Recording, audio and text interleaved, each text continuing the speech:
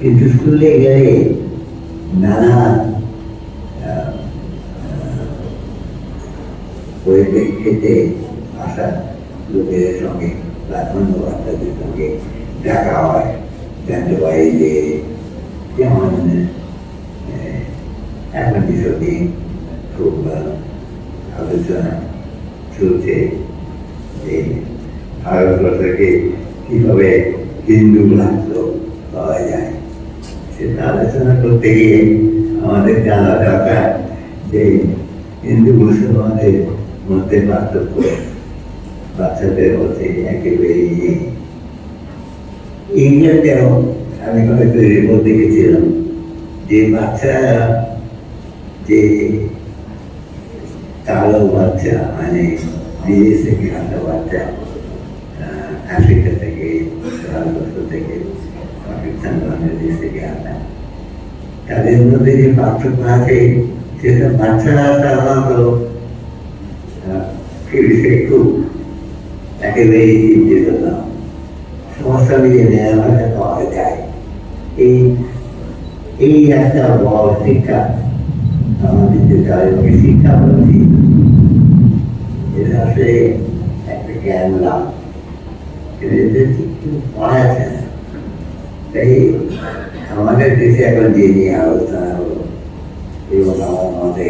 যতদিন নির্বাচন হলো তাতে করে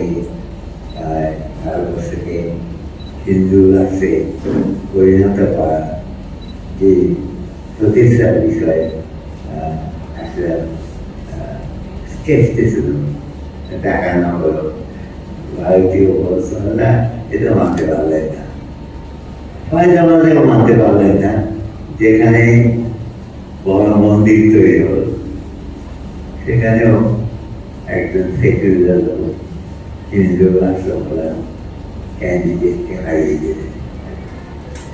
তাই এইসব জিনিসের মধ্যে এই শিক্ষাটা কোথা থেকে গেলে এখন ক্রমশই আমাদের পাঠ্যক্রম বদলানো হচ্ছে। তাতে আমরা শুনছি যে ইতিহাসে যা বলেছিল তা বলেনি এবং ভারতবর্ষ ধর্মনিরপেক্ষ দেশ একেবারেই না, কিন্তু বহু ধরনের দেশ ঠিকই তাদের ছেঁড়া শূন্যের মধ্যে বাচ্চারা আছে, কেউ হয়েছে হিন্দু পরিবার থেকে, কেউ হয়েছে মুসলমান পরিবার থেকে, কেউ হয়েছে খ্রিস্টান পরিবার থেকে, কেউ হয়েছে শিখ পরিবার থেকে। একটা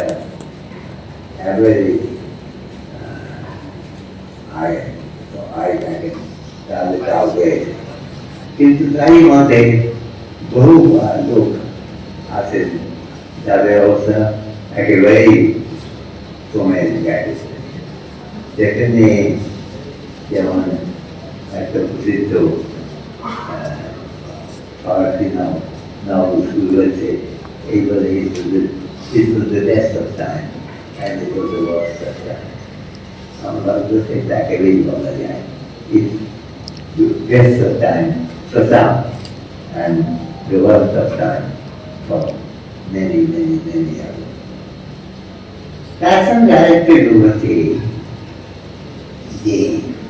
বেকার সমস্যা নিয়ে কাজ চিন্তিত, তারা এটা মানছেন যে এটা সমস্যাটা থেকে গেছে। এই সমস্যাগুলো এইভাবে কেন ইউরোপে অর্থনৈতিক প্রগতি গোড়া দিকে আসেনি, জাপানে আসেনি, কোরিয়াতে আসেনি, চীনেও আসেনি কেন? তার কারণ তাদের প্রসার করেছেন শুধু একক দূরত্বে দাঁড়িয়ে চাকরি ব্যবস্থা করতে না, তারা শিক্ষা পেয়েছেন স্বাস্থ্য বিষয়ে, তাদের নজর দেওয়া হয়েছে এবং স্বাস্থ্যবান শিক্ষিত লোকেরা যা করতে পারে তার মধ্যে চাকরির জন্য প্রস্তুত হওয়া একটা বড় রকম জিনিস করে আমাদের মানতে হবে এবং সেটা ভারতবর্ষের যতদিন আমাদের শিক্ষা ব্যবস্থা এবং ছাত্র ব্যবস্থা এবং এটাও আমি যোগ করবো যে অনেক সময় স্বাস্থ্যের প্রধান উন্নতি হয় শিক্ষার সাহায্যে এবং তাই শিক্ষার তুলে যাওয়ার মধ্যে বেকার তথ্য কমানো একটা বড় ভূমিকা আছে এবং আমার ধারণা নয় যে কোনোভাবে ভারতবর্ষের বেকার সমস্যা রকমভাবে সমাধান করা যাবে শিক্ষার দিকে প্রচন্ড রকম দাবি অতএব আমাদের যেটা খুবই প্রয়োজন সেটা হচ্ছে এটা মানা যে আমরা স্কুলে যাই শুধু আঁক করতে বা অগ্রগতি দিতে তা নয় আমরা চাই আমাদের মানুষের যে